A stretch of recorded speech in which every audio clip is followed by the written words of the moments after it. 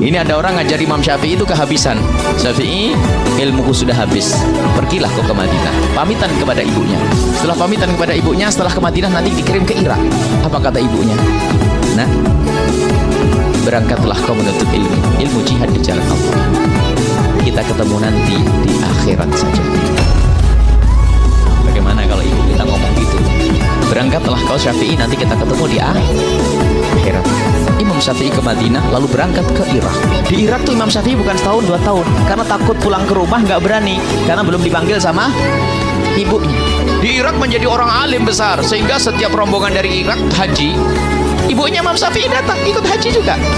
Suatu ketika ada halaqah besar di Masjidil Haram, ada seorang alim besar dari Irak sebentar-sebentar berkata, qala Muhammad bin Idris Asy-Syafi'i, qala Muhammad bin Idris, berkata Muhammad bin Idris Asy-Syafi'i.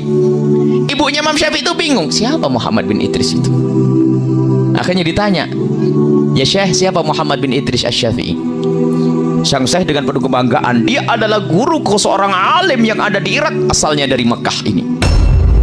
Ibunya kaget, ketahuilah ya Syekh, Muhammad bin Idris Asy-Syafi'i adalah anakku. Hah? Ibunya masih ada? Iya, Muhammad bin Idris Asy-Syafi'i adalah anakku. Akhirnya dihormati ibunya Imam Syafi'i. Terus apa pesanmu untuk Syafi'i? Pesanku untuk Syafi'i, kalau memang Syafi'i pengen pulang, Syafi'i boleh pulang. Baru disampaikan kepada Imam Syafi'i bahwasanya Syafi'i boleh pulang. Dulu janjinya ketemu di akhirat. Artinya sudah tidak harapan ketemu di dunia kayak gitu. Karena tidak ada telepon, tidak ada SMS, tidak ada. Akhirnya disampaikan kepada Imam Syafi'i, langsung bergegas Imam Syafi'i pulang. Karena Imam Syafi'i itu kiai gede, ulama kelas nasional, internasional waktu itu, sehingga syairnya Imam Syafi'i itu kalau dibawa ke Mekah langsung tersebar ke penjuru dunia. Akhirnya Imam Syafi'i waktu mau berangkat pulang, orang-orang yang sudah mencintai Imam Syafi'i memberikan kekayaannya. Ada yang ngasih 3 onta, 1 onta. Ini bayangkan sairak. Jadi Imam Syafi'i punya ratusan onta pulang, dengan isinya sekaligus di punggungnya onta.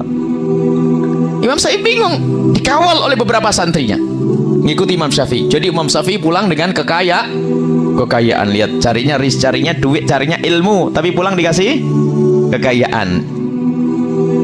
Sampai di batas kota Mekah, Imam Syafi'i menyuruh santrinya untuk mengetuk pintu ibunya agar memberikan kabar bahwasanya Imam Syafi'i sudah dekat. Dan memang begitu disunnahkan, kalau kita mau pulang itu kita memberikan kabar agar yang di rumah mempersiapkan, jangan bikin kejutan.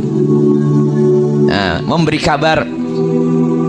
Setelah diketuk pintunya, menjawab ibunya, siapa ini? Saya muridnya Syafi'i, Imam Syafi'i. Kenapa? Imam Syafi'i sudah di tapal batas kota Mekah dan dia sudah mau masuk. Ibunya bertanya, Syafi'i bawa apa? Dengan penuh kebanggaan muridnya Imam Syafi'i bercerita, Imam Syafi'i membawa ratusan onta. Ditutup itu untuk, aku menyuruh Syafi'i ke Irak bukan cari dunia. Katakan kepada Syafi'i, Syafi'i tidak boleh pulang ke rumah. Sekarang suruh cari duit. Anaknya jadikan sapi perah cari duit. Sekarang ini kalau nggak bawa duit suruh pulang, balik ini. Ini bawa onta banyak, marah ibunya. Aku nyuruh Syafi'i ke Irak bukan cari duit, bukan cari onta. Akhirnya sampaikan Imam Syafi'i, gemeteran dia nyampaikan, ya Imam Syafi'i, ibumu marah. Kenapa? Ibu bertanya Syafi'i bawa apa? Terus, ya aku bercerita kamu bawa onta yang banyak. Salah kamu, jangan ngomong gitu. Baik, sekarang aku panggil warga Mekah. Semua ontanya, hartanya dibagikan kepada semua penghuni Mekah. Yang ada hanya kitab saja. Sampaikan kepada ibuku, diketuk, siapa ini? Aku muridnya Syafi'i. Kenapa?